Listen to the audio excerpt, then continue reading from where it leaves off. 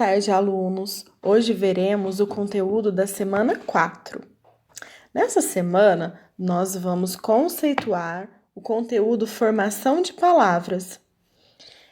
É bom lembrar que existem palavras que são compostas e outras são inventadas pelo homem.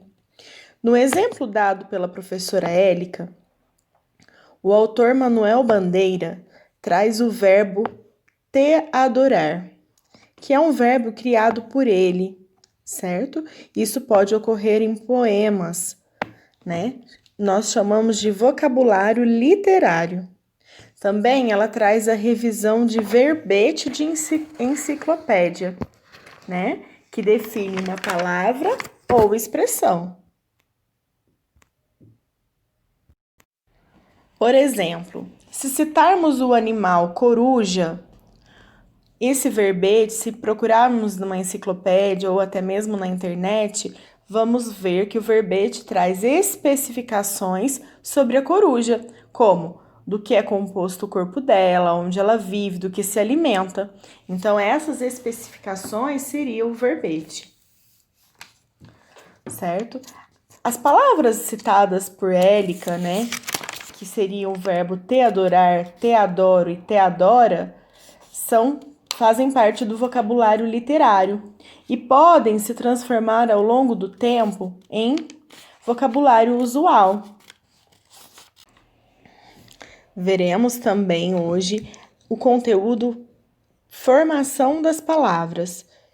Começamos pela composição, que é o processo em que formamos palavras com 2 ou mais radicais, que é aquele conteúdo que vocês viram no 7º ano. Nós temos essa composição por justaposição. O que seria isso? Quando juntamos 2 ou mais radicais, não ocorre alteração da fonética, mas conseguimos originar um novo vocábulo, ou seja, uma nova palavra. Nós juntamos 2 radicais, não temos perda fonética, perda de fonemas, mas a gente consegue ter um outro vocábulo ou uma outra palavra.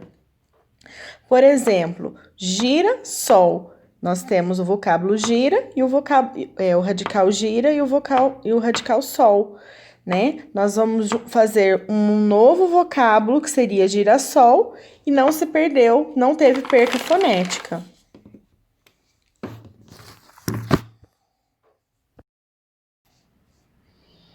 Nós temos também a composição por aglutinação.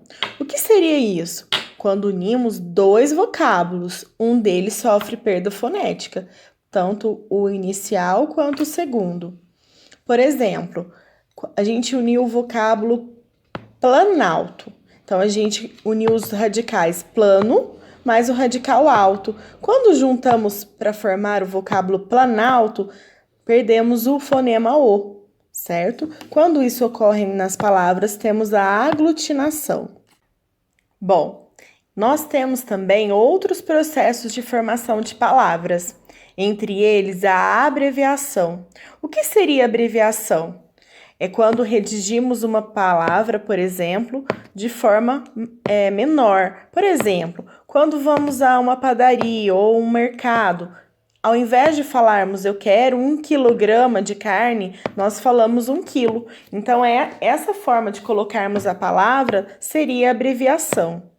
Nós temos também a abreviatura, que seria a redução da grafia de algumas palavras. Por exemplo, quando eu vou colocar página, ao invés de eu escrever a palavra inteira, o vocábulo inteiro, página, eu coloco só o P, o A, o G e o ponto. Isso seria uma abreviatura.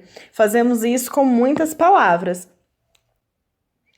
Nós temos também outro processo de formação de palavras chamado sigla. O que seria isso? É quando a gente reduz as expressões, né, colocando siglas. Isso acontece muito em universidades e faculdades, por exemplo, como temos a UFMG, né, que é a Universidade Federal de Minas Gerais. Então, nesse caso, usamos a sigla. Temos também o hibridismo, certo? O que seria o hibridismo? é quando colocamos radicais de línguas diferentes. Por exemplo, alcoólatra. Álcool vem da palavra do árabe, da língua árabe. Latria, né, que é o final de alcoólatra, vem do grego. Então, nós juntamos dois radicais com línguas diferentes. Aí nós temos o hibridismo. Nós temos um também muito comum, né, no nosso dia a dia, que é a onomatopeia. O que seria isso? Palavras que reproduzem os sons dos seres e dos objetos. Por exemplo, o barulho dos animais, o barulho do tempo, o barulho do relógio, entre outros. Nós temos também o estrangeirismo. O que seria esse estrangeirismo? É quando usamos no nosso dia a dia, né? E vemos no nosso dia a dia palavras de origem estrangeira. Uma muito comum que temos, né? Que todo mundo já viu, que a gente convive bastante, é o deliver, né? Que é uma palavra de origem estrangeira.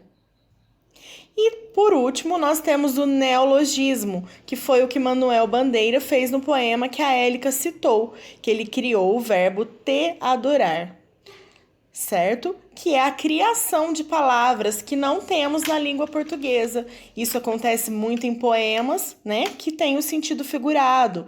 Então, ele criou uma nova palavra, certo? Então, chamamos de neologismo.